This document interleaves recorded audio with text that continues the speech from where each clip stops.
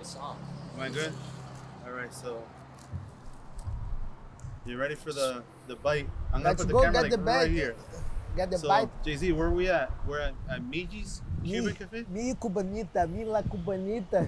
See the Cuban coffee place. That's it's good. It's a good spot here. It's very close to the gym, across the street. So What did we got? You got I got the pan con bistec. It's a steak and food, and my fucking truck. it happens though. Pan con bistec?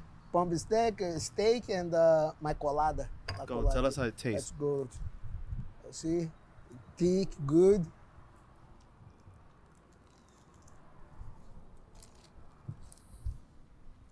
Approved. Jay-Z approved. I'm just waiting for the first person to just throw up. Awesome. This is terrible. Jay-Z, thank you for hanging out with us. We're with Jay-Z Cavalcante, a champion in many levels. Welcome.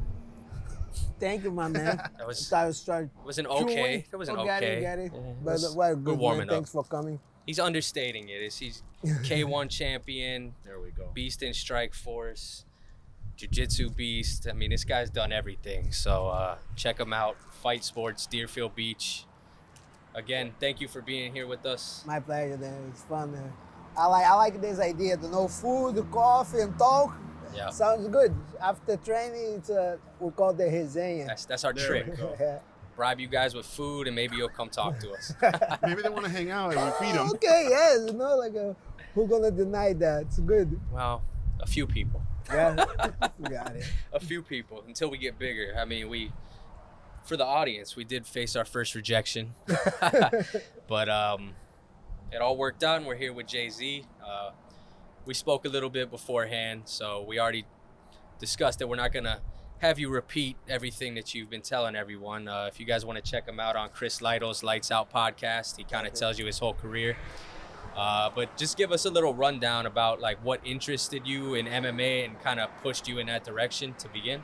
Yeah, but start back in Brazil. Yeah. That's when I started. I started 4 years old in Judo, So I was a kid, super active. My parents wanted to do something, so I spent my energy. So I stopped beating the little other kids as well, trying to be a ninja, watching all the moves. So then I started getting Judo. My parents put it down for the discipline. And from that on, I still train until today, I turned 40 this year, and I'm still here doing all the thing. The thing was like a UFC, the first event in Brazil, not the event in Brazil, but when they come out, you see on the VHS tape, oh, that's cool. But also I had that a memory of watching one of the Vale Tudo fights on TV, in the national TV in Brazil. So I don't know the dates, each one was first, if it was UFC or if it was the Vale Tudo before, but I love it, I watched that, I love it. I used to do Judo when I started in Judo, and then I was doing some capoeira, kickboxing. I say, oh, man, that's the thing I can do it all. And then from that one I start training.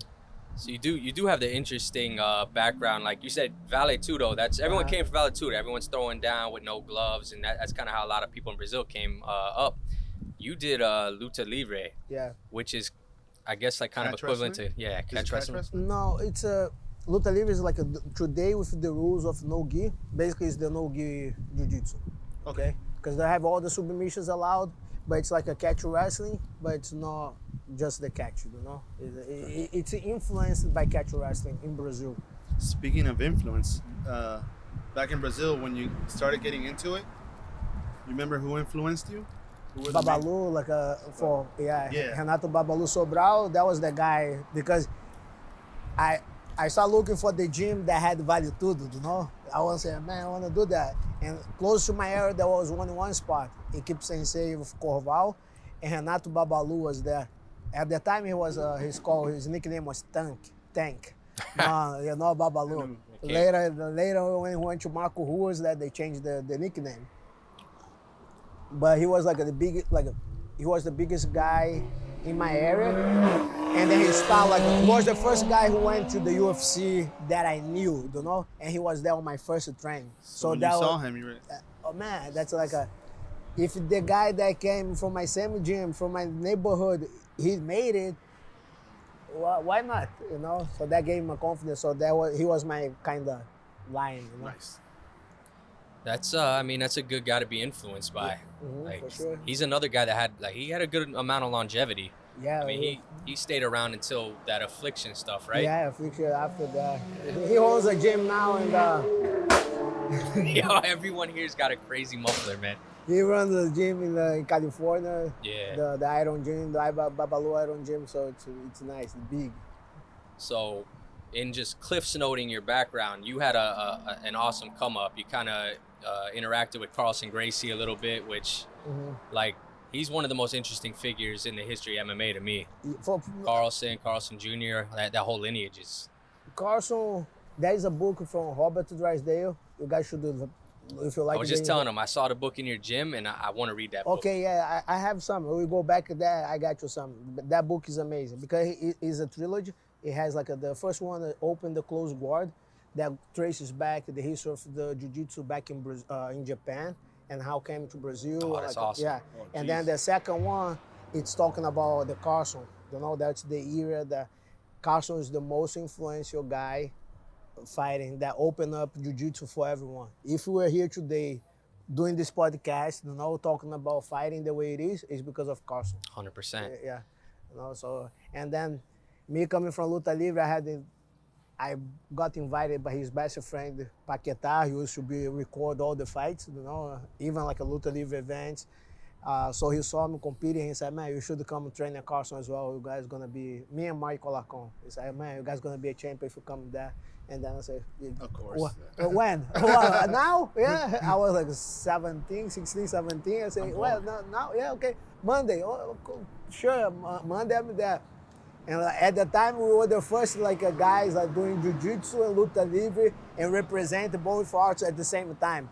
Because back in the days, the rivalry was so big. Right. So I was fighting all the time with people, you know, so that was interesting. So speaking of that, did you deal with any of that like dojo storm stuff where people would just little like in our area, like I come from Campo Grande. It's like in Rio de Janeiro, kind of far from the main area, the south zone that we call Leblon, so it's far.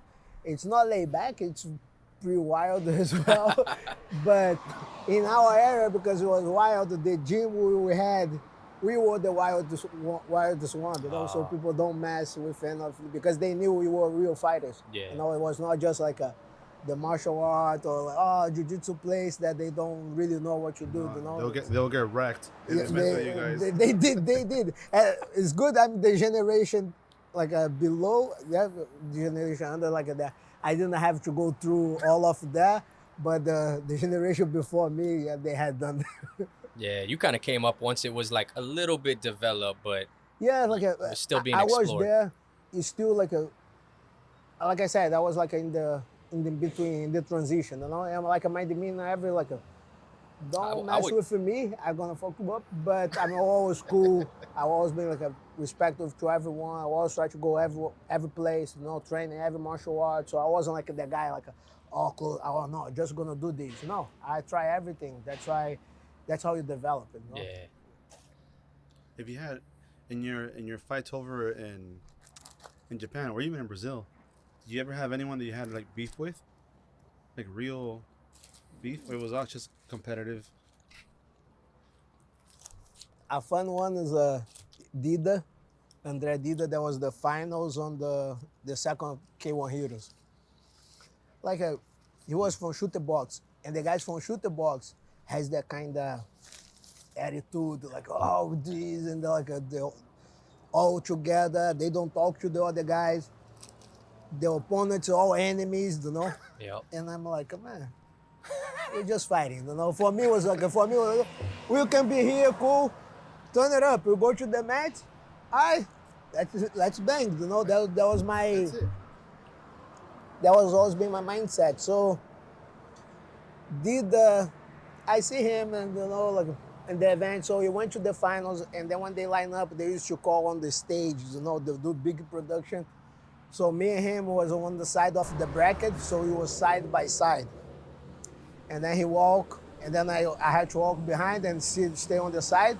And then I say, hey, what's up? And then he was like, it kind of shook me off. You know, he didn't want to talk to me.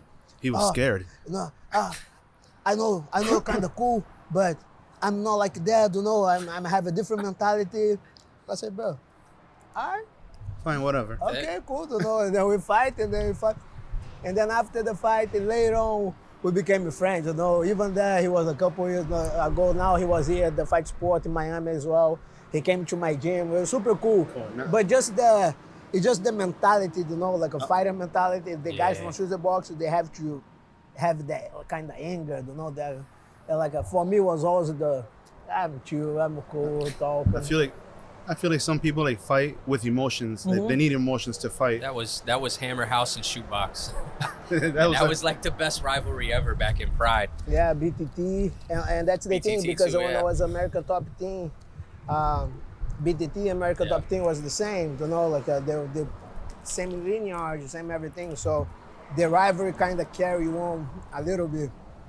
So I understand that, but for me, it's like the rivalry can be solved inside the cage, and that's fine. You know? 100%. Yeah. Talking about the emotions, now like, we were talking also having kids, you know? I know. He did it for him. That was a nice lineup. I like it. And like, the more I learn about kids, the more I study about it, like I'm trying to educate them. They're insane. More I relate to the fighters as a kid, bro. It's true. It's all fucking kids, man. We're big kids, you know, like because the emotions, like it's so much emotion. Because like the kids has the emotional intensity, you know. And when you're a fighter, the emotions become that intense. Yeah. You know, so like one little thing sometimes say something to you, like flips off. Just like a baby. Like I was like, man, that's so weird. Like we think like the fighters all tough and all this. Yeah, they are, but emotionally, some of the guys has it's not control, but like a dominance of the emotions. There's like with the kids, I know sometimes, you know, they'll go straight to crying or yelling. They don't know how to channel and express their feelings. It's almost like when a fighter, like you said, like they have to get all amped up and angry, right, to fight. Were you able just to go, and when you had to fight, just turn on the competitor? Yeah. Or you were just chill about it the whole way through? Chill, and then I used like certain fights, I knew I gotta use the emotion.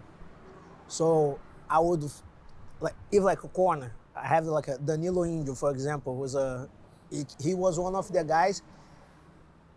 If I needed the hype, I would bring him.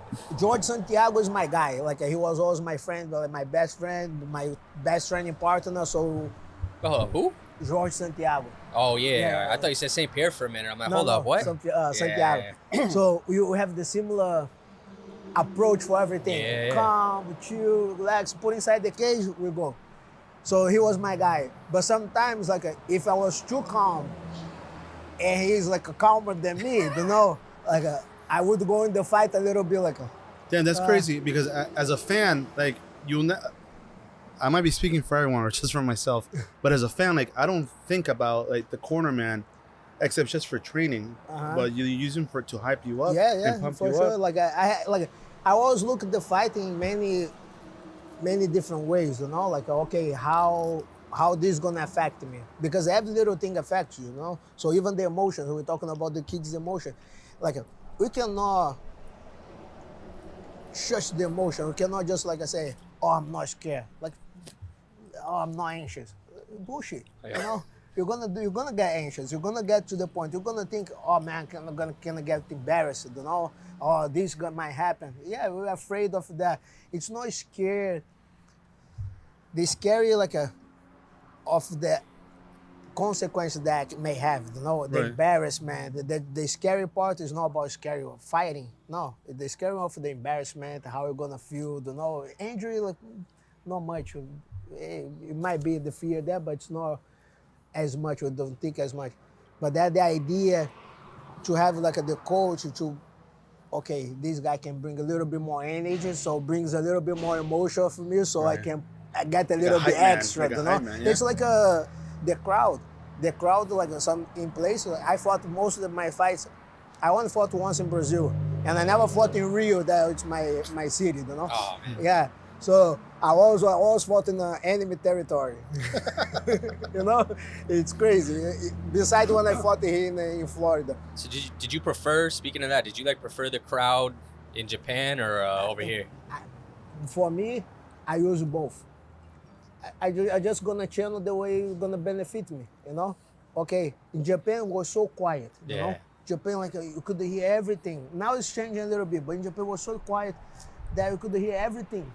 All the corners. If somebody started talking too loud on the crowd, you could hear. Oh wow! So I use it as an easy way for me to focus, you know. So I don't need the hype. The crowd's not gonna hype me up, you know. The only thing once in a while, like somebody, the Japanese who would do something, the people will go like, oh. I say, oh man, that was something like that was big. That counts the point for the part.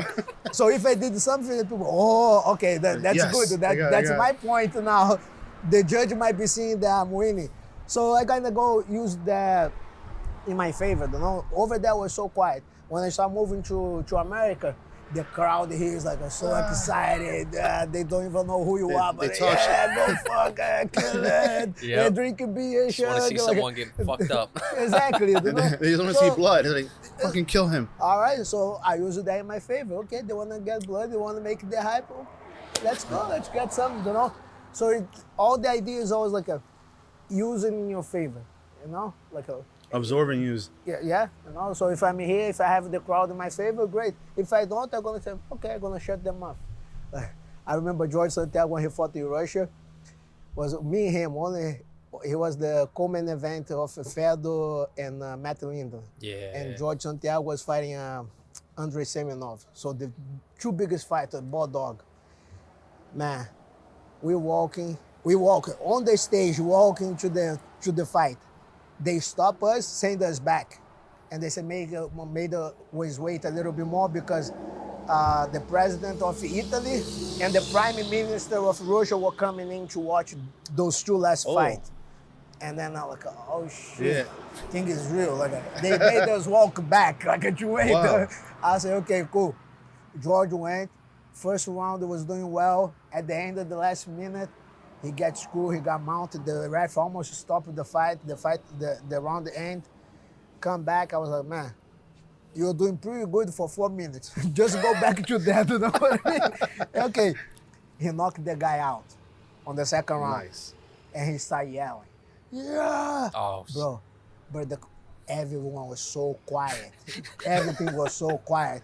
And I came to him, George, it's better for you to calm down. Because on the backstage, you have almost like the police, like this special force. Yeah. Guys in black with masks, pit bulls. We walking through that, man. All Russians, trying to intimidate it. It's like in the movies, right? Exactly. Wait, Russians are crazy, you know? Yeah. They're trying to intimidate us.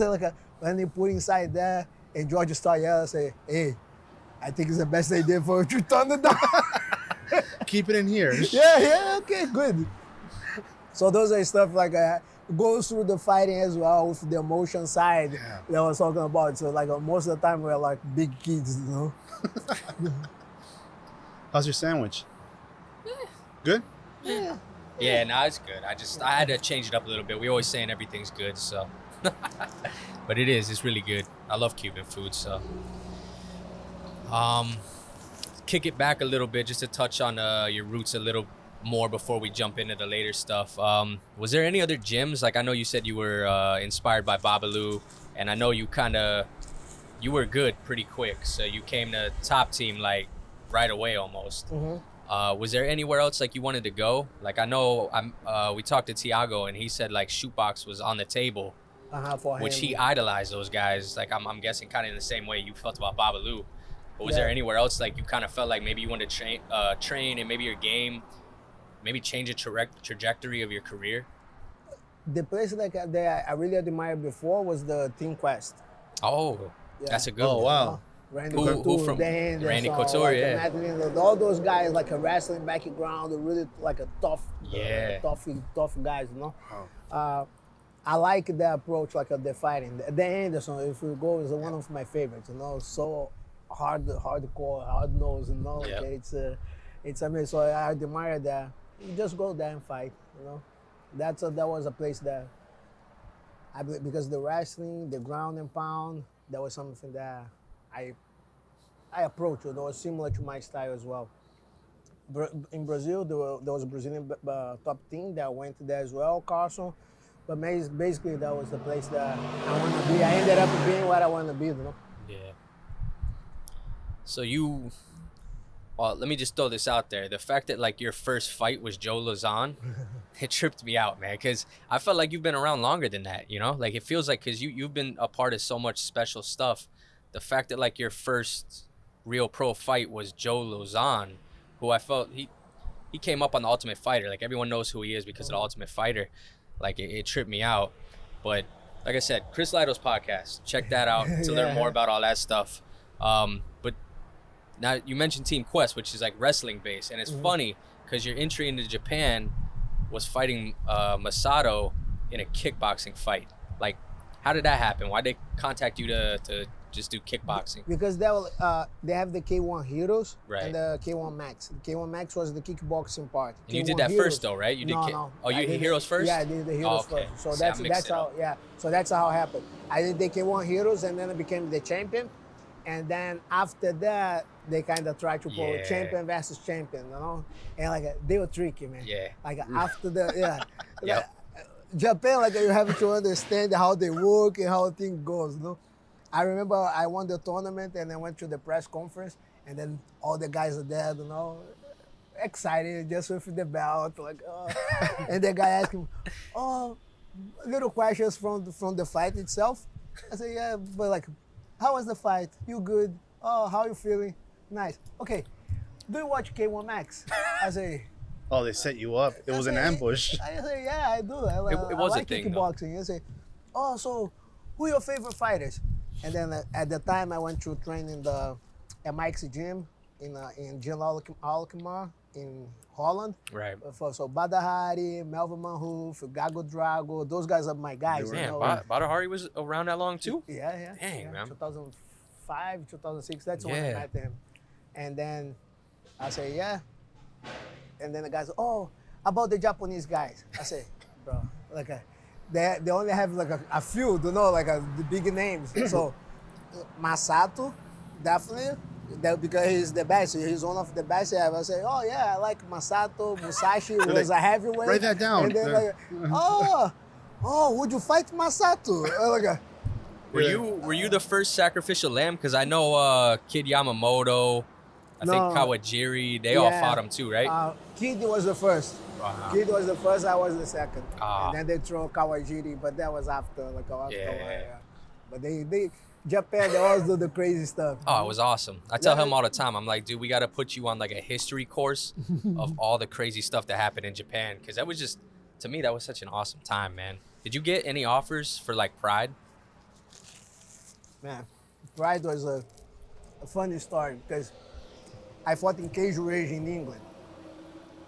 They announced my event. They partnered up. Cage Rage became like the tryouts for Pride. Right.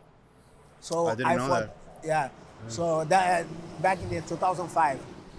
So I was fighting Michihiro Migawa, who fought Aaron Riley. Yep. From ATT as well. He lost. He was an Olympian in Judo.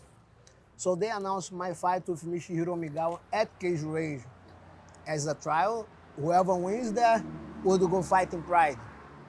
I said, awesome, like extra motivation now. Like, okay, my dream was to fight in Japan. I already made that happen in Chute, you know. So I was like, okay, but Pride is the biggest. Okay, nice, good. I went, knocked him out in a minute. I walked down, backstage, the president and one of the managers that was the translator. Oh, you gotta wait a little bit more. You need more experience. I need more experience. I just knocked the former guy. Like I knocked the former guy out. They probably didn't want that though. They like didn't want it, for sure not. No, everyone you hear, like Rampage said when he fought Sakuraba, he's like that was a setup. Yeah, and then I was like, "What are you talking about? You guys are, bro.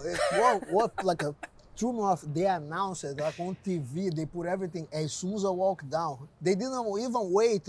Holy shit! They shit. could wait a little bit. Like, just to make an action, action. Like, no. I said, man, you straight at the setup like that, they want the guy to win, and that's it. And then I came back.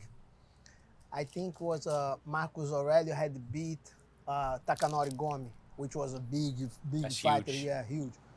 And then K1 called the gym. Dan Lambert was my manager at the time, so he called them. Oh, wow. And the K1 was trying to offer the fight for Marcos Aurelio.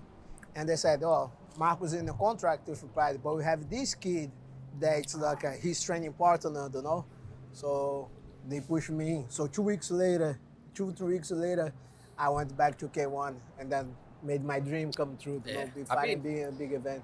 That was right there with Pride anyway. You got the Dynamite events at the end of the year, so. And you know how life goes, right? Not even a year later, Pride went down. Yeah. Which They still finished it. And that's like I got the 2 years, I got 2 consecutive tournaments. I won 2 consecutive tournaments. So I made my name, in Japan. Everything worked out, My dream came true, like a fight in Japan, a big stage. And then I became one of the best in the world, on that weight class. And if I had taken the Pride fight, I might not even that happened. It's crazy how life goes, how God works in a way.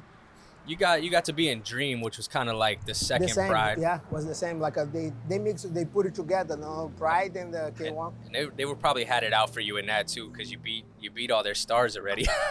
And then another thing that goes back is on the backstage, right?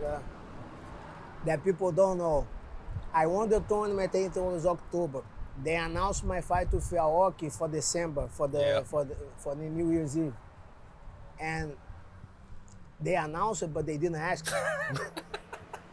I said, all right. And Aoki was their guy. Yeah, it was actually I was the guy for them, for the event. I was the guy. They made the event but they want Aoki because that was the biggest fight. That would be the attention.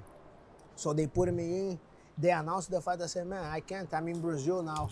I need to get the surgery. I had my ACL because before my second tournament, I blew my knee completely, like a week before the fight.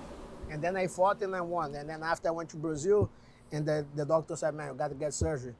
So I said, I cannot do the ACL right now. I got to wait a little bit longer, but I can do the meniscus just to be able to walk, and then I do the ACL.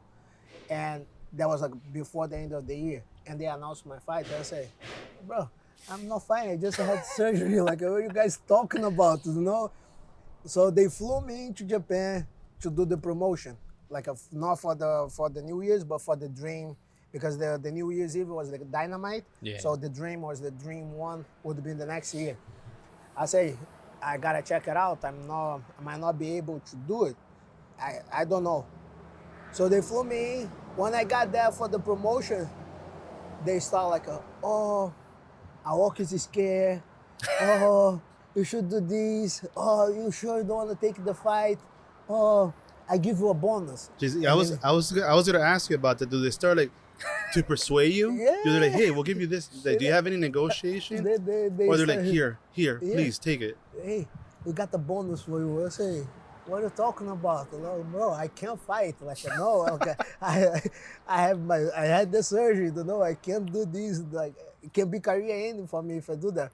And then and then they brought the guy from Pride. And then they go, 2 bonus. I was K1 and Pride bonus.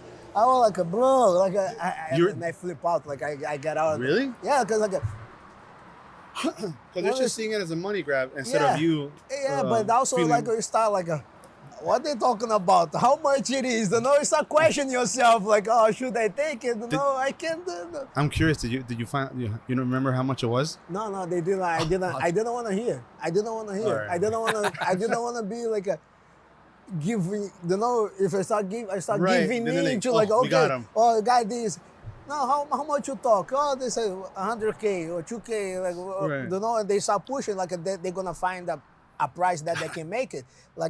I said no, I didn't want I didn't care about the money. I said no, I'm not taking it. And that's why they start pushing, but I didn't ask. I told my guy hey, the translator, I say, yo, if things start going crazy, I gonna be crazy and you take care of that shit, you know, because I'm not gonna be dealing with this bullshit. Yeah. And he was like, Okay. okay. I gotta ask. So that tournament. Oh, here we go. So let me get that back. Yeah. It's gonna be about money. Spoiler alert. So that first tournament, do the fighters get paid per fight, and then they're like a winning bonus if they win the whole tournament? Okay. Is it a hefty amount or? At that time, it was good, 100K. Yeah. Like Damn, that's a lot back then. 100 something. Because it was, I don't know, like the Yanks, 100 to 200Ks. I think the 200K total when I get in there. At that time was like a good money for the lightweight. I could use 100K right now. Yeah, okay. Who don't? Back then, that was crazy money too for fighting. So Was it better in Japan, the pay, than the United States? average, yes, for everybody that was fighting there, you know, how they treat, how they make the purses was better. Okay, so even like on the beginner level, you know, you don't get in like just like begging for money. They pay you okay. Oh. You know, not like not crazy money, but that comes to the point that becomes crazy money. You know? But the negotiation, it's more fair. Was more fair, you know. You have to see like you had a lot of negotiating power though. I don't think you even lost until like after you messed up your knee. Honestly, yeah, exactly. Yeah, that was the thing that threw me off a little. I was gonna ask, do you think that affected the end of your career? A lot. Not because that was the end of my career. You know, it was just like a bad. Yeah, that's what I mean. The back half. Yeah. So like I had like two major surgery back to back. I stayed 2 years, two years and a half out. The same knee? No, both knees. Oh, both knees? Okay. Yeah, both. So then. And also it takes a while for it to get back. And over there was the transition from Japan to America, the negotiation, stuff here, UFC buying Strike Force, and then it was a lot of bad timing for me as well. Did you have an offer from UFC when they bought Strike Force? Yeah. And I said, fuck it. Oh, wow. That would have been interesting. But like, dude, every time you hop in a new promotion, they throw you to the wolves. Yeah. Even your first fight in Strike Force, you had Josh Thompson, which was another guy that's like so underrated. It's not even funny. Yeah. That's the thing. Like the people didn't have to see it because UFC started putting so much like the branding for the UFC. People just like care about the UFC and their fighters. You know, everybody else like people didn't even know who was fighting or who wasn't. No. Like you even after Strike Force, man, you went to World Series of Fighting and you had to fight Justin Gaethje, which is like one of the top 3 guys maybe. At the time he was up and coming guy. Right, but I'm saying now he's like a top 3 guy. So you like literally every time you jumped in a new promotion, they're like, enjoy. You think that doctor stoppage was bullshit? Because I saw it. I saw it a couple of days ago. I was like, I don't know. I feel like he could have continued. I could continue. Like no doubt, I could continue because the cut was here, and wasn't messing me up or anything, you know. And then they say, "Oh, that is a vein." And here, I say, "Come on, man!" Like the eyes, like a fuck. Who cares? Like you know, like. Because I saw the doctor in the footage. So you're like, I could continue, and then the referee's talking to him, and then he turns around. He's like, can't. Like he didn't want to say it in front of you. Yeah, because it was a deep cut. Was a deep. Was a deep cut here. But the thing is, like, when you talk about kids we are all big kids. I was emotional, trying to get like on the big stage and back on the rankings again. That fight, I fought a Chute boxing match like a month before. Like 2 months before that fight. And I broke my upper maxilla. So I went to Brazil. My mom was there with me, so we went to the doctor to see if he needs surgery or not. And they said, look, the fracture is in place, so not gonna be much, but takes like at least 6 weeks to heal the bone. And with 7 weeks after, 3 more weeks, the 6 weeks, 3 more weeks after, I was fighting Gaethje. Oh, snap. Yeah, that's bad. Damn. So There's a lot of things people don't know. Yeah, right? and that was like me being stupid, trying to like rush back. I just wanna fight. I wanna fight. No, I can do it. No, this guy is young. Like I'm gonna get it. I can take it. I can take him out. And I remember I was facing time with my sister. My sister was in shock because I was taking stitches, talking to her. My mom was hidden in the room because she didn't talk to me before the fight. She didn't want me to fight because she was in the doctor with me. And she said, "Jay-Z, you're being stupid. Like, why are you doing this?" I said, "Mom," I kind of shut her off. I say, "Please don't get to my mind. Like, I know what I'm doing. I'm training. I'm in shape. I can do it." And then she didn't talk to me until after the fight. She didn't call me. I call home, and she didn't talk to me. Just talked to my sister. I was focused on the fight, so I kind of took that. Okay, good. And then when I was talking to my sister, my mom came out of the room, and then she, how was it? And then she was like, "Oh, he lost." And then,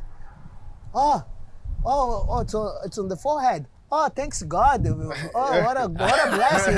Good, great. That's great. She had no idea. But she if it was on my face, on the same. It would have been bad. Yeah, would be. Even the doctor said, man, if you had get the impact like a knee, like the same cut they had, or in the same spot, in the same area that wasn't completely healed, would be bad with the, making the power of the bone being not really in the solid spot would have to be to a reconstruction, and and that's why they're fucking mom. And then the mom the moms know, they feel what's up. So you got an offer from Glory too, right? I guess you couldn't get enough of getting hit. So what happened with that? Because you never fought in Glory, right? No. They were trying to use me Glory was coming up, they have a lot of stuff with Japan as well, with the kickboxing, because I had a good fight with Masato. But they also told me, if you have so good guys, but has no name. Yeah. And I said, no, I'm not gonna be just because in Japan makes sense. Like when I fought Masato, makes sense. It was a champion against champion. Yeah, it's huge. That was my, people there when they announced Mayweather and McGregor here, people in Japan start hitting. Oh no, that was a Jay-Z and Masato. That was the same. Right for there. them, for the comparison was the same. Same as Kid and Masato was the comparison was there. A striker versus a pure grappler, and then for them was like that. And then when they tried to bring me to Glory, they were trying to throw me with the wolf, but makes no sense. Money wise and with the career wise. I said, no, why I'm gonna do things if I'm not gonna get the popularity, the crowd behind. They were trying to juice you up too, because you were training. Did you train with Alistair when he was at Blackzilians? Mm-hmm. Yes, I know they were juicing that angle up, trying to say, it's Alistair Overeem's training partner. Yeah, but I think it was more from Tyrone Spong. That Tyrone, too. Yeah, he was there too. The Tyrone, that's when we connected more. We brought Tyrone first when we get the Blackzilians. Was he were you a main sparring partner with him? When he was coming over to MMA? No? That's another one that depresses me, man. Nobody want to be Sponge? Spong, yeah. What? He was amazing, dude. He got hurt and really? His career too. He needs stuff about his kickboxing is amazing. He became a heavyweight, Yeah. I met him first in Holland when it was 2005, 2006. He was a lightweight, 75 kilos, 170 something. And then when he came back, when we brought the Blackzilians, we asked for the coach. He was one of the guys that came in, and then he was already a heavyweight. So is that why you went to Blackzilians? Because of your background with those guys? What happened between Top Team and Blackzilians? Actually, when we left, me, George Santiago, Danilo, and Yuri Villefort, we left the American Top Team because two of the main coaches that we had, Benki, that was strength and conditioning coach, Muhammad Wali, that was a striking coach, they left the gym. So you want to continue training with them, you still represent the ATT, but the ATT said no, we couldn't train with them anymore. So I said, okay, but how you gonna? I'm the one who has a fight coming up. You're taking 2 of my main coaches, you know. I was left with Pahumpa, that was the other coach. So, how do you guys want me to deal with these, you know, like all the situation? And they said, no, you gotta deal, got this guy, got that guy, you gotta work with. I said, man, I need the time at least to adjust, to get the connection. You know, I know what I need. I don't know everything, but for my career, like what I need, I kind of know what I need, you know. And I didn't have anybody else that I could trust that would say, look, no, you needed this or you needed that. The 2 guys that left, they were the guys that I had that trust. So when they start saying that, like, no, you cannot train with this guy, you have to train here, you cannot train that. So Right. I was getting tired of that. I was doing my conditioning training down in South Miami with Juan Carlos, Faraldo. That was the place that Masvidal used to train Yes, too? exactly. Yeah. That's how I got hooked to the colada. Yeah, that's how I got introduced to because I called that That's Cuban. hilarious. You know, South Miami like a Cuban. So they are Cubans, you know. So that's how I introduced. That's why I like the Cuban spot here too. And then I used to go there. So like 1 hour sometimes to drive out there. And I was going there, and then I was going to train other place in Jupiter. Yeah. And I felt like I was back in Brazil, because in Brazil I used to do that a lot, you know, because they didn't have one place that have all my coaches. And then like start making no sense for me. And then Georgia has another problem. Danilo and Yuri has everyone has a different problems with the team and how they were running stuff. And at the time, Glenn Robinson was the guy that was helping George find sponsors for the fight. And he got involved. He went to the fight with us in Japan for George Santiago's fight. And I got kind of to know him. And when we made the decision, we left the team, he came like a really support us. I said, man, why are you guys doing this? And then he found us a place to train. And then he kind of took us under his wing. And that's how the Blackzilians started, you know, because he knew Rashad. He was doing a deal with Rashad for sponsor, not directly, but was all the stuff. So he brought the Rashad down. We trained once, and then from that was like the Blackzilians started created, because we got connected. Rashad, I need somebody to train, so they brought Michael Johnson to help me prepare for a fight. Michael Johnson liked it. He ended up staying. And then they brought Anthony Johnson to help Rashad for a fight. Anthony liked it. He ended up staying, and they was able to heal it. So ended up like a Cosmo was already here. So everybody started kind of. Yeah, dude, that was an awesome team. Like that was one of my favorite teams. You guys and man, I'm getting a brain fart now. What's Khabib and Josh Thompson's team? AKA, there you go. It's probably like 2 of my favorite teams. Like you guys just had like the dominance. Mm-hmm.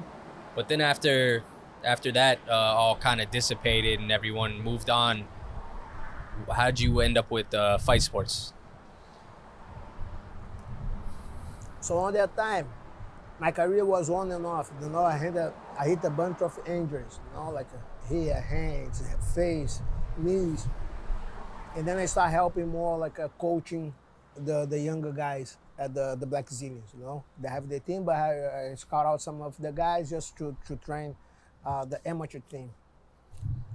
And then when they have a big split with Henry or the other guys, I said, man, I'm tired of this bullshit, all the politics, how people do stuff with the gym. And I met Daniel Mendes, who is my partner here, and we're training. He's a very good striker who had the style that I like, how to train, like a hitting pad. Oh, the guy that we just met? Okay. Yeah. So he has like the style on the pads that I like. He really thorough, pay attention and stuff. And then I'm like, man, I love how you work with the pads. And then we start connected, and then we start talking more.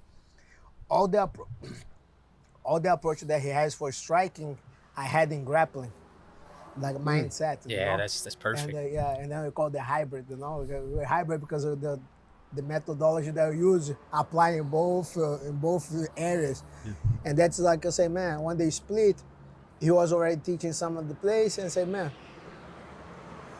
let's do it.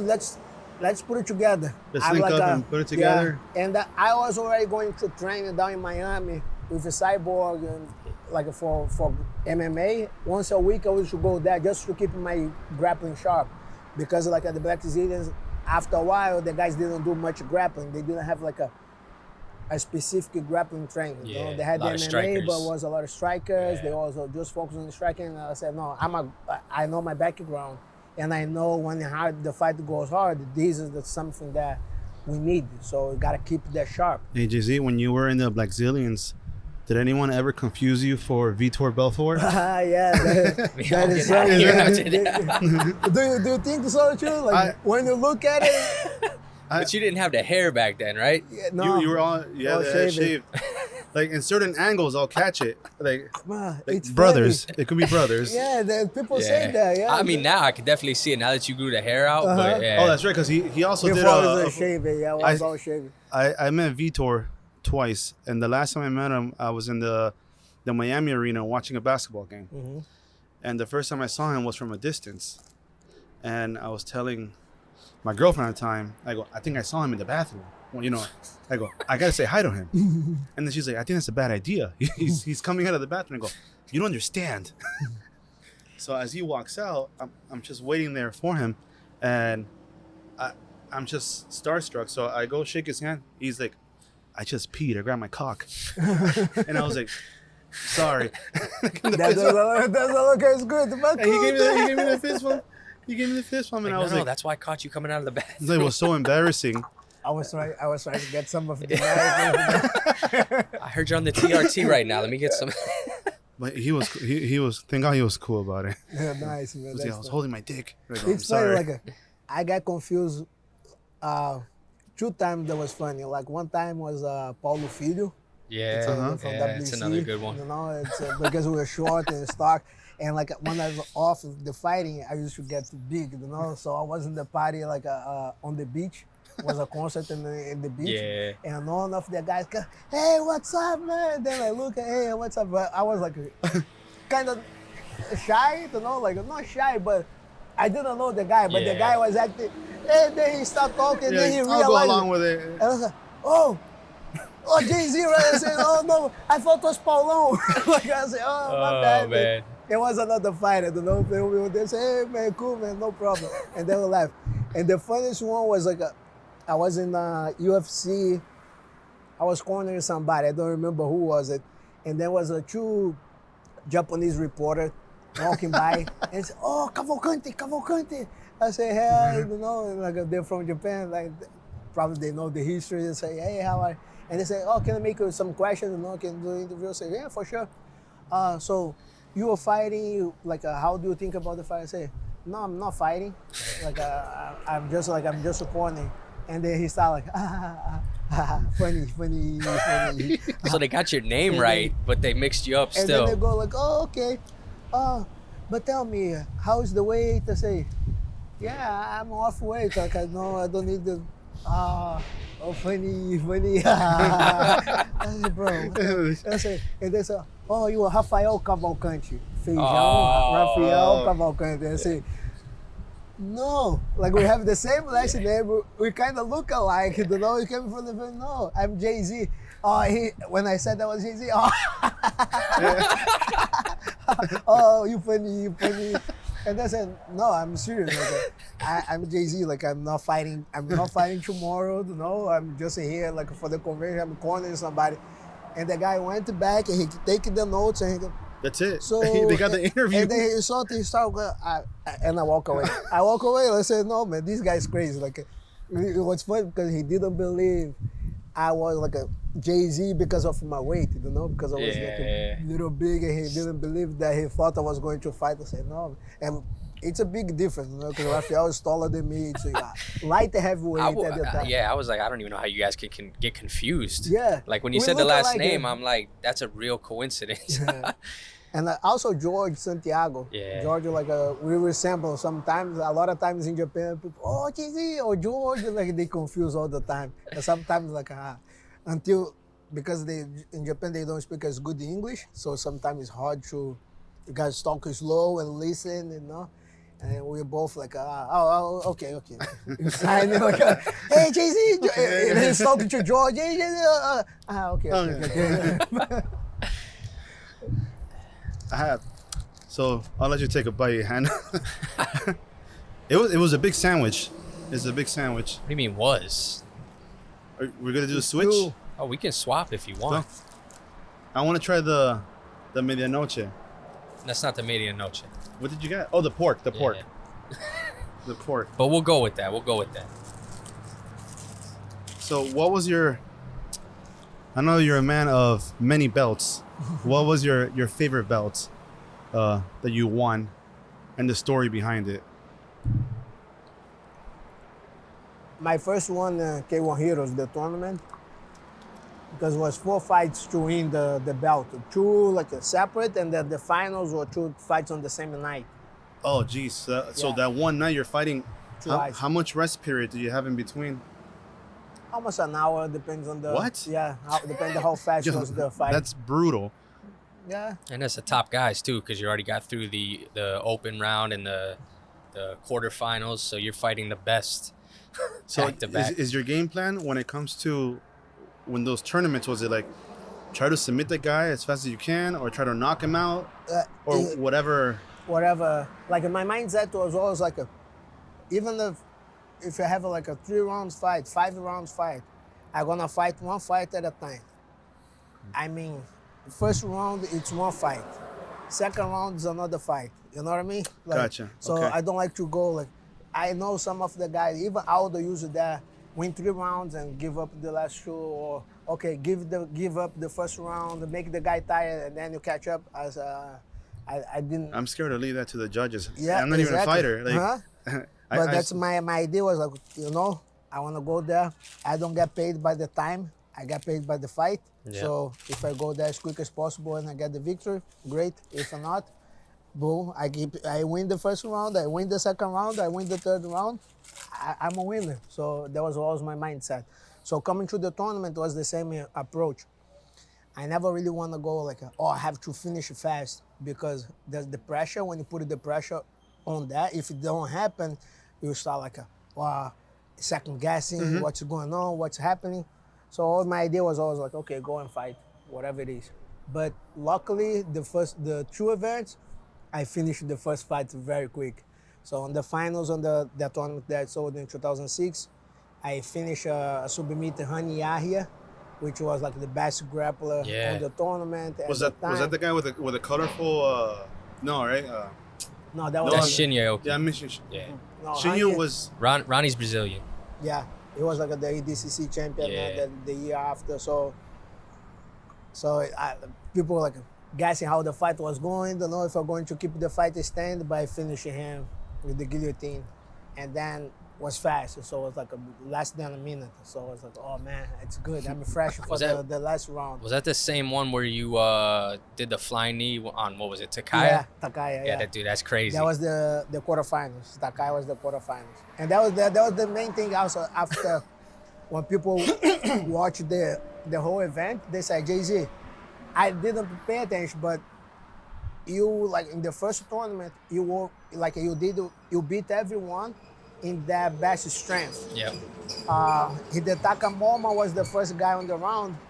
He was coming down from 185. He fought Rodrigo Gracie, and then he was going to lightweight, which was 155. And I overpowered him. I remember I pushed him and push a kick and ground and pound.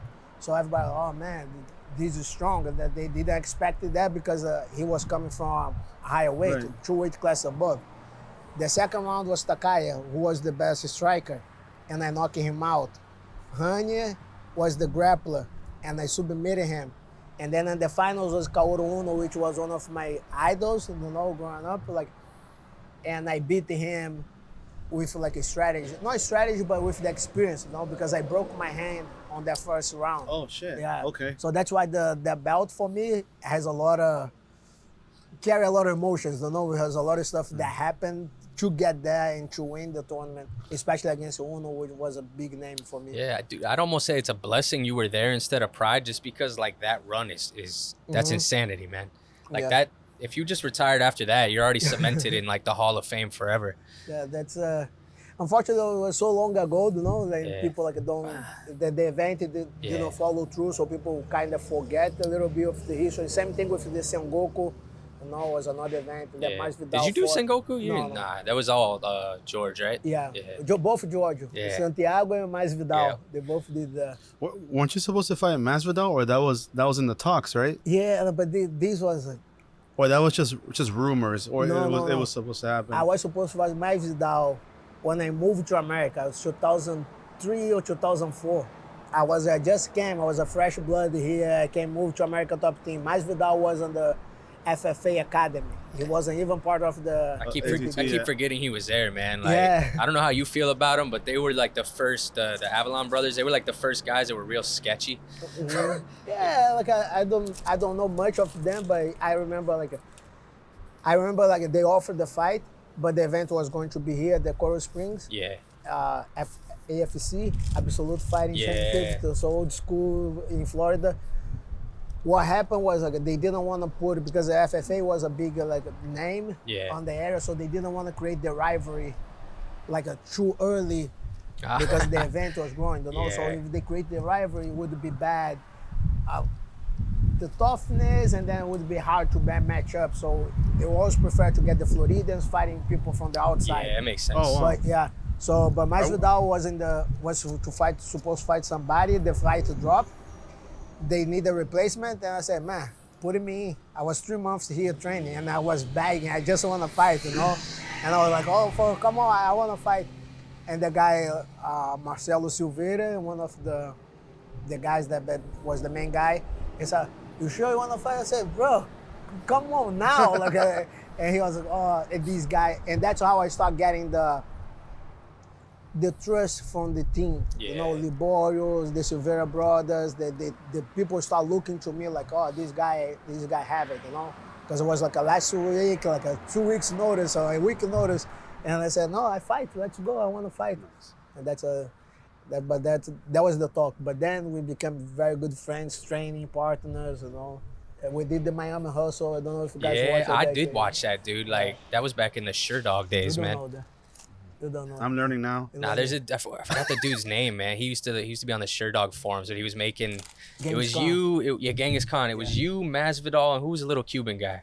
Alex Villa. Yes. And George Santiago. Yep. So real four. Yeah. It was interesting. Bro, if that was today with the internet, like a YouTube It would've and been social huge. media, it would be huge. Was like a series. It was like a little. It was like a Oh, documentary okay. almost. Yeah. Documentary, you know, like they follow us around day by day, what you should do, the training, Damn, so going out. It was ahead of his time. Yeah. Yeah, dude. Like, it was funny because I was already a fan of him at the time. Masvidal, I didn't know much about, but he was hilarious back then. Because I remember they just had like a scene where Masvidal's like laying on the couch eating a brownie for breakfast. Everyone else is dead serious, and he's just like, yeah, man, you know, breakfast of champions. And I was like, I like this guy, man. And I'm doing like my green juice, you know, I was juicing it because that was like a very contradiction, like in styles. That was amazing. And let me clarify my comments earlier before I alienate people. I know what you're gonna say. No, I'm just saying, when I say FFA was sketchy, I mean their marketing. Because they were like the first ones to do, I don't know what you were gonna say, but they were like one of the first ones to do that. Like, when you go on their website, they're like, buy now. Like, you can become the greatest defensive mastermind. It's like the Avalon brothers have a lineage dating back to like the 1500s. Like, you know, when you go to those scammy sites, like, it turned me off. And I trained there too for like, I did the 30-day free trial, but I felt dirty because they wouldn't let me. I was a green belt, so I was like a baby, but they wouldn't let me move up because I was on the free trial. And I'm like, I'm poor, please, can I train for real? But they were it was very business oriented rather than. We should have. Yeah, you had to back then. It's smart, you know. Yeah. It was super smart. Like they were smart. Also, they were like ahead of the time when they did that. No, they really were though. Yeah. I mean, it did influence a lot of people, but I get turned off by that marketing. But you do have to do it, especially back then. Like MMA, like I tell him, I'm like, I remember a time when if you wanted to get into MMA, there was like 3 gyms within like 2 hours of you. Now there's a jiu-jitsu gym on every block. Yeah, and I remember I talk about this back in Brazil. Sometimes you see a guy that was a black belt. We used to drive just to see the guy. Yeah. Just to watch, just if you shake hands, you're like, oh man, he's shaking the hand, you know, like oh that guy, you know what I mean? So was kind of unicorn, you know? Right. Yeah. Now like everybody has a black belt, you know, Yeah. and then you have to do the research. Who is that guy? Where he comes Are they from? actually are real good ones, you know? And but back in the days, and also if you want to train MMA, that's what I'm saying. Like the FFA was good for the publicity as well, like to bring the people in to start getting to know more. Bro, my first day at the gym, I spar.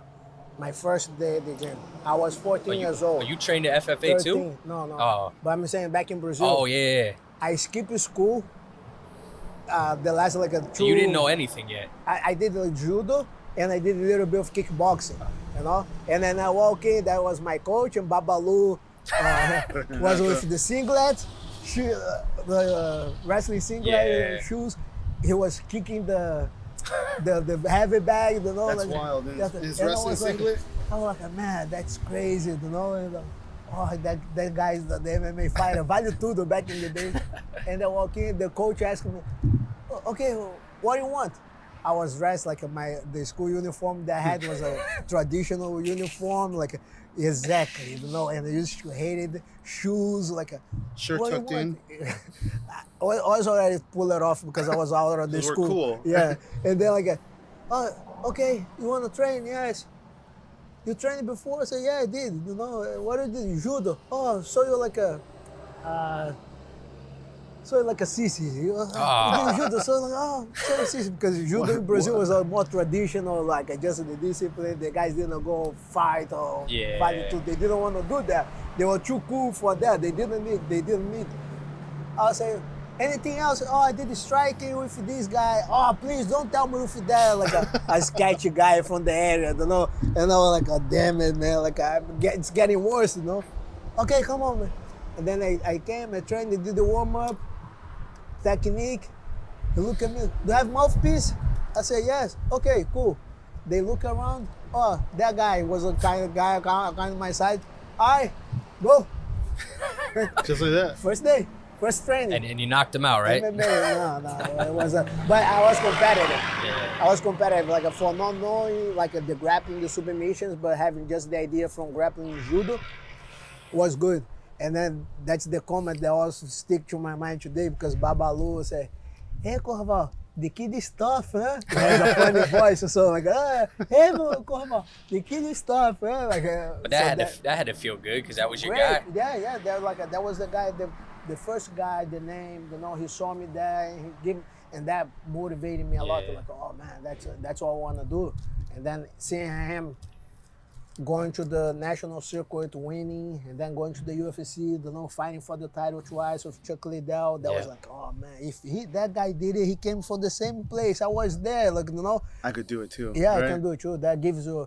That's why it's important for people to have like a somewhere to look up. Yeah. You know, the sports that give you a guidance. Okay, oh man, the guy did. Especially when you connect with, he's coming from my neighborhood. Like a boost of motivation. Yeah, it helps. Yeah. Yeah, for sure. So we'll go ahead and fast forward to today. Mm-hmm. We were speaking about this earlier because your longevity's crazy. You were still fighting in Titan FC. You're like, I'm bored. I'm gonna go take a fight, take a casual title. But what interested me is I went to a IBJJF Open, the Miami, I think, probably like 5 or 6 years ago now, and you were the ref. Now I took it like, oh, that's awesome. Jay-Z still wants to be involved in a sport. He's giving back, but you were still scheming. Like, what was up with that? There's always something, you know. Yeah. Everything that you do, like, it has to be like an investment for something. That's my approach. So when I did that, I didn't do much of Jiu-Jitsu in gi for a long time because I was so focused in MMA, and I came from Luta Livre, which is more no gi, you know. So not more no gi. It's only no gi. And then when I came to America Top Team, I started training a little bit more. Pahumpa was the guy that influenced me a lot to train in gi, and then I started training again. Then I got the passion for gi at the time, but I didn't have time to go train as much. And I remember because him was a very good referee and he was very good like fighting with the rules. And I remember him telling me that, you want to know what helped me out a lot, like fighting? Refereeing. And I was like, how? You're gonna know the points. You're gonna know how the referee is looking for the fight. Oh, so you were observing and studying everything. So that's like, okay, I say, that makes sense, because if you do a movement and then the referee thinks you are ahead, you are ahead. Yeah. If you know, but if you don't know how the referee might be thinking, like you're on the open, So I said, yeah, that makes sense. And then I start coaching more. I was training more. So I said, okay. Then I start doing more refereeing just to get the catch of the points, of the strategy.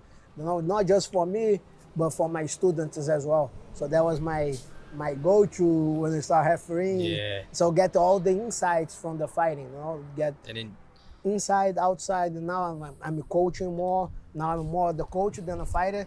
But you're talking about like taking fight off nowhere. I don't remember the month, but like 2 months ago, I think I took another kickboxing fight in Japan. Yeah. Wow. Yeah. I didn't know about that. Yeah. Wait, coming up? No, I did. Oh, just I recently? Did, yeah, like 3 months ago, 2 months ago. And, like 3 weeks and he's before. got a grappling super fight in what, a week or two? Yeah, next week. So Is that just you being competitive or just keeping busy? just keeping busy. Like I love fighting. I love competing. Whenever if it's too long, it's Too much the of a time break? is too much long. Oh, shit. Keep going, because that's the If the time is too long, to prepare, it's too much. But they call me out 3 weeks before the event. I think a month before the event, I have 3 weeks to train for a kickboxing match. I say, I just had the baby. Yeah. I just had the baby. Hello. And I was First card filled up. okay, let me do it. Oh, you just had the baby and they called you for the... Yeah, my second baby was coming. I said, you know what? Let's do it. It's good. It was a good opportunity. It was a crazy fight, but was an event that I fought before in Kumamoto, which is a country area of Japan, which I love it because of the history for the Musashi. It was a samurai. Yeah. That's the place that he went to. That's pretty the cool. city. Yeah, that's the city that he went to finish the end of his life. Yeah, it's so he went to there. He retired over there. So when you go back to Japan, right? When you went back, I know you're very popular and they know who you are. That people greet you still, hey, Jay-Z. Yeah. Japanese, they are very polite. They don't approach as much. They always wait for somebody to say something. If you want to say, they start hopping around. Not here, But they Jay-Z. go, yeah, they go there. I remember back in the days, I was always scared to make eye contact when I was going to the public. I was scared to make eye contact. Hi, and they all come in. And soon one did all swarm? yeah, man, like ants, like a dude. And I was and then I would go places. I would with the hat and just walking down and making. And then my Pahompo is my coach. He was making fun. And I was trying to say, hey, look at here. Oh man, and you have to be stuck. But that's only when he doesn't have to go somewhere. Oh, any Japanese girlfriends? No, never had. Really? Yeah. Not much of my. Are you saying that now because you're married? No. Yeah, actually, We got to add that to the Ricky arsenal. I forgot about that one. No, that's a new one. No, but I don't have much of the Japanese. Oh no, I did ask him all that. No. Eskimo? Yeah, you did. No. Did I ask you you? asked Mo about Asian girls, but then No, Asian. Yeah, no. Mo said. No, Asian. I don't know Asian, but Japanese is not my thing. Yeah. Him and Fatty were down. So, we'll probably start wrapping it up now. What are you up to these days? What's your thing now? Now, like I said, I took the kickboxing fight for just to keep it busy, just the competitive. Now I took another fight at the blue collar fight. They're gonna be event. They're gonna be in 40 miles the next Friday. And another thing, I just took the fight just to be busy. And Ben Cousin was the guy who got paralyzed in training. Yeah. Fight Sports, I remember that. So he's organizing. He's helping organize these events. Oh, nice. So I said, man, it's just a way for me to help him out, to put in my name, I put another name on the event. I say. That's pretty cool. So he's like, oh, you have a fight? I said, man, honestly, I'm not even training there. They're hard, I'm not preparing for a fight, but I take the fight. Like, so let's do it. I do it and put it there. And like I said, like in my career, I have done everything. I have done my stuff. I have achieved the stuff that I really want. And now it's more like a giving up, like a passing through. Like I have guys like now, Kendall St. Louis. He's a guy that we've been fighting, waiting now like a bigger promotion. He fought the PFL. Him and Ted Jim went to the PFLs, the challenges on the finals. That was one of the craziest moments of my career as well. Not just as a fighter, but in fighting in general, that was one of the nicest moments because Ted was chosen by the public to be I think it was Kenley was chosen by the public to be the guy to vote, and then Ted was chosen for the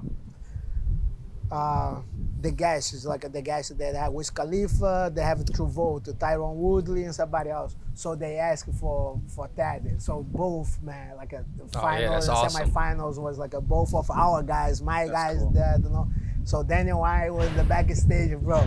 That like when they walk, like the second guy walk, was like, bro, that was like one of the nicest feelings of my career. Not just me fighting, but like coaching everything. It's and that's I start realizing how cool is that, like to pass it through the knowledge for others to achieve that dream.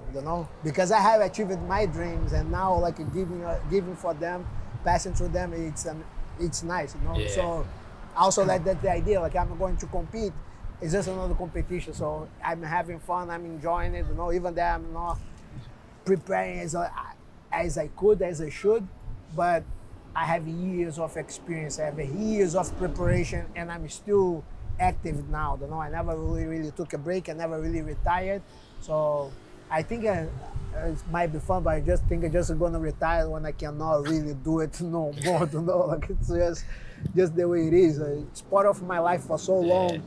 That the time that I didn't do it, something was missing in my you feel life. empty. It's weird, And that's a good thing also with grappling, jiu-jitsu, that you're still able to do it, to go live and compete without like getting hit like MMA. Right, MMA right. is harder, for the training, but like for other sports, like for grappling, jiu-jitsu, it's cool to do it. You still can do it as long as you can. Yeah, probably helps you be useful to your students a lot longer too. Like you're not gonna be that coach that. That's You've got some like John Donahers that he's so broken he can't like roll or anything anymore, and he still makes incredible students. But you can jump in and be hands-on. Yeah, and that's what I tell. I do this also to inspire some of the fighters, and like the fighters and the regular guys to compete, because when you compete, you go through a lot of emotions. That we're talking about the kids, you go through a lot of emotions that you have to learn how to do with those emotions. And when you learn how to do with the emotions, you have a better life.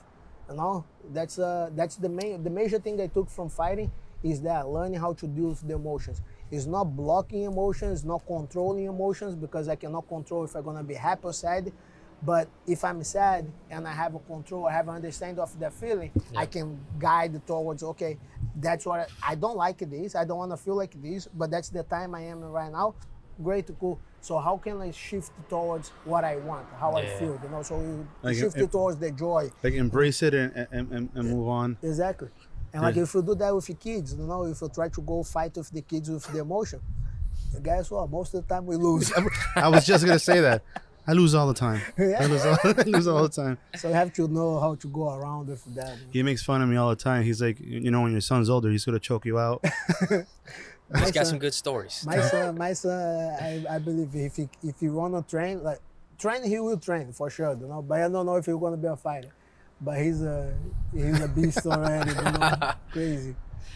Good. So you come full circle from winning championships to coming back and giving back to your students. And you still stay active. It's a pretty nice career to have.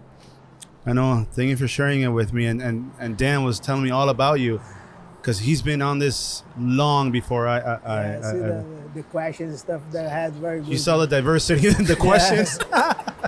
Going back, digging in a little bit, the stuff that happens in Japan. Hey, well, when you dropped Genghis Khan, man, that was like, I thought I was one of 3 people that knew about that. Except, you were in it, obviously, but Yeah, that's good, man. it's crazy times. Nice, man. Good. Did you have a good time? Good time, good food. Just going to grab another coffee. Is there anything else before we close off? Anything you wanted to plug? Anything you want people to know about coming up? I have the event coming up, the Blue Collar, they're going to be in Fort Myers. I don't know if it's going to be up before that, but if you guys can check it out, it'd be cool. The Fight Sports Deerfield Beach, if you want to learn, not just fighting like professionally, but that's the main thing for me. It's like teaching regular people how to be more confident, how to have like a better understanding, how to protect yourself. The confidence that you have from fighting is amazing. And that's one thing that took a lot from my career, from the beginning. I started very young, and that's what I like to pass it to other people. I love training like a white belt, because like the beginners, really beginners, because that's how I feel like it's a blank canvas, So you learn, you teach, and then you can, if you have a good philosophy to go through, it's nice to see that development.